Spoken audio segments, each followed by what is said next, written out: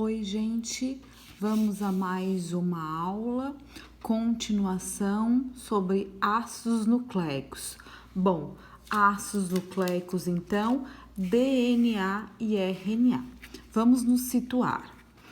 DNA é esse filamento duplo, essa dupla hélice, dois filamentos que se complementam. Pedaços desse DNA, então, são os genes que contêm informações para codificação de características hereditárias, síntese de proteína, predisposição a doenças, enfim, temos inúmeros genes nos nossos cromossomos. O que são os cromossomos? É então o material genético encontrado dentro dos núcleos das células. Atentem aqui o desenho então. Eu tenho as células que formam o nosso corpo. Dentro das células há o núcleo, porque nós somos organismos eucariontes, nós temos um núcleo, então, que guarda os cromossomos. Se eu pegar um cromossomo desse e puxar, eu tenho, então, a molécula do DNA, certo? Bom, então é este gene, é esse DNA que é o material genético que contém todas as informações do indivíduo. Todos os nossos genes encontrados em todos os nossos cromossomos é o que os autores chamam então de genoma, certo? E nós estamos estudando então ácidos nucleicos, DNA e RNA. Aqui na imagem nós só temos o filamento duplo de DNA. Então, cada pecinha colorida dessa é um nucleotídeo, a menor unidade dos ácidos nucleicos. E ele é assim coloridinho por conta então das bases nitrogenadas. Tá? A complementariedade entre as bases nitrogenadas e o gene, então, ele traz essa informação genética por meio da sequência das bases nitrogenadas, certo? Bom, esse DNA é passível de sofrer duplicação, tá? Ele pode se autoduplicar e ele pode ser copiado. Como assim copiado? O DNA, ele fica guardadinho dentro do núcleo, ele não sai do núcleo. Mas, se precisa fazer proteína, ou seja, síntese de proteína, serão junto aos ribossomos. E os ribossomos não ficam dentro do núcleo, ou eles ficam juntos ao retículo endoplasmático rugoso ou livres no citoplasma. Então, existe uma outra molécula chamada RNA, que copia a informação do gene e leva lá para fazer a síntese de proteína. Esse é o nosso tema da aula, certo? A começar, então, duplicação do DNA. Bom, primeira coisa, em que circunstâncias ocorre a duplicação do DNA? Por que ocorre? Bom, quando uma célula ela precisa se dividir e formar duas novas células idênticas, perfeitas, ela precisa duplicar o seu material genético para proporcionar a mesma quantidade de DNA aqui, ou seja, a mesma quantidade de cromossomos e a mesma quantidade de cromossomos aqui. Então, esta célula é imprescindível que todo o material genético dessa célula sofra duplicação, ou como os autores chamam de replicação do DNA, certo? Então, em que circunstâncias isso acontece? Sempre antes de qualquer divisão celular. E divisão celular nós temos dois tipos, mitose e meiose, tá? Que isso em outra aula nós vamos aprender. Bom, a célula identificou que ela precisa se dividir, então ela vai duplicar o seu material genético, tá? Ela vai literalmente duplicar as moléculas de DNA. Então, nós aprendemos que nas nossas células diploides do organismo, nós temos 46 cromossomos, exatos 46. Essa célula, então, antes de ela iniciar a divisão, ela vai duplicar o seu material genético, ou seja, mais 46. Então, quando ela inicia a divisão celular, ela tem 92 cromossomos. Depois que ela se divide, ela traz 46 cromossomos para cá e 46 para lá, tá? Só uma introdução para a gente entender, então. Bom, processo, então, de autoduplicação. O DNA consegue se duplicar, tá? Cada filamento do DNA original, ó aqui a figura, o DNA original, ele serve como molde. Como assim, professora? Cada um desses lados da molécula do DNA vai ser duplicada, certo? Então, um processo muito complexo que envolve uma série de enzimas, na qual a molécula do DNA literalmente vai ser aberta, ou seja, é rompida essas ligações, essas pontes de hidrogênio entre as bases nitrogenadas e o DNA se abre, tá? Isso, por exemplo, por uma atuação de uma enzima chamada helicase. Depois, outra enzima vai trazer nucleotídeos que estejam livres ali no núcleo para ir se encaixando aos nucleotídeos da fita de DNA original.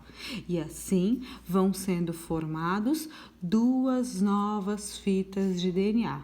Depois, cada uma dessas fitas de DNA aqui vai poder ser encaminhada para as novas células que vão ser formadas, tá?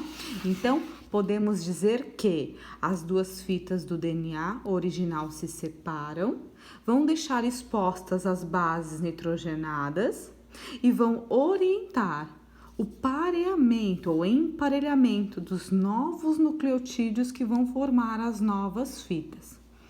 Bom, como preserva sempre, ó, as fitas do DNA original, tanto esta quanto esta, este processo é chamado de semiconservativo, porque ele conserva o DNA original. Como assim, professora? Por quê? Porque este DNA, ele vai ser duplicado, ou seja, ele vai ser copiado para as novas células. As novas células precisam receber o mesmo material genético, certo? Esse, então, é o processo de duplicação. É super complexo esse processo, com muitas enzimas atuando, certo? Então, vamos lá. Isso aqui, duplicação ou replicação do DNA. Agora, vamos falar um pouquinho de um processo muito importante que acontece com o RNA, que é a dita transcrição do RNA. Então, para que acontece essa transcrição? Para haver síntese de proteína. O que é síntese mesmo? Produção de proteínas. Tá, professor, o que é proteína mesmo? Proteínas são substâncias orgânicas importantíssimas para o nosso corpo.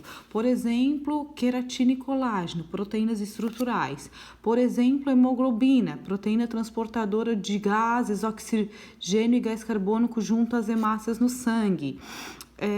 Insulina regula os níveis de açúcar no sangue, enfim, N proteínas que vão ser importantíssimas aí para o nosso corpo. Bom, e por que esse evento de transcrição do RNA? Porque, bem como a professora falou, o material genético, o DNA, ele fica guardadinho dentro do núcleo. Tem que haver uma molécula que copie essa informação desse gene e saia do núcleo e vá lá encontrar os ribossomos, ou no retículo endoplasmático rugoso ou livres no citoplasma.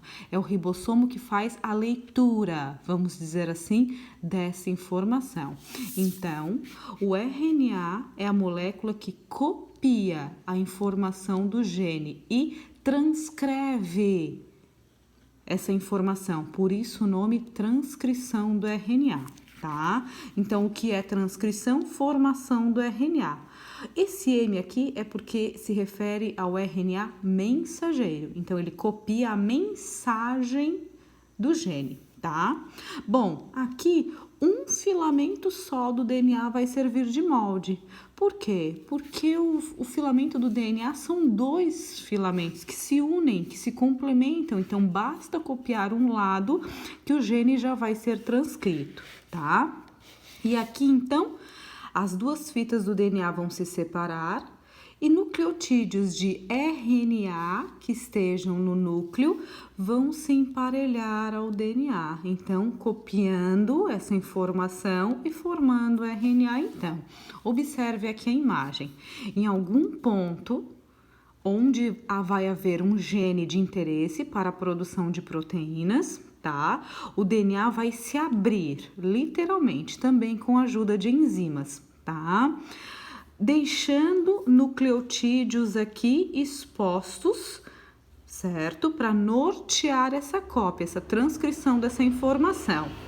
Uma outra enzima chamada RNA polimerase identifica aqui esses nucleotídeos e traz novos nucleotídeos que vão compor um novo filamento de RNA. Então, ele está fazendo uma cópia. Prestem atenção aqui. Ó, se no DNA é G, no RNA traz um nucleotídeo C. Se no DNA é C, traz um RNA no qual o nucleotídeo seja o G e assim por diante. Lembrando que no RNA nós não temos timina, nós temos uracila. Então, quando no DNA for A, vai trazer o nucleotídeo que a base nitrogenada será o U. E assim, por complementariedade, vai sendo formada essa molécula de RNA. Depois de copiado esse gene, o RNA sai, o DNA se fecha de novo e essa molécula vai lá encontrar o ribossomo, certo? Esse é o processo de transcrição, também super complexo. Aqui a professora resumiu, sintetizou. Bom, e para nós finalizarmos, tipos de RNA. Não temos um tipo só. Olha só, nós temos 3 tipos de RNA, todos envolvidos no processo de síntese proteica. Bom, primeiro deles é o RNA mensageiro. É esse que a gente vem falando, este aqui, tá? Este aqui, que transcreveu a informação do gene, do DNA. Nós temos outro tipo de RNA, o dito transportador, que vai transportar aminoácidos. Aminoácidos são as menores unidades das proteínas. Então, estes aminoácidos vão estar juntos, próximos aos ribossomos. E o RNA transportador, ele vai transportar os aminoácidos, tá? Atentem aqui a imagem. Cada autor desenha de um jeito, tá? Esse autor parece que ele desenhou que nem um DNA, mas não é. Isso aqui não é um DNA, tá? É uma forma que ele encontrou de desenhar.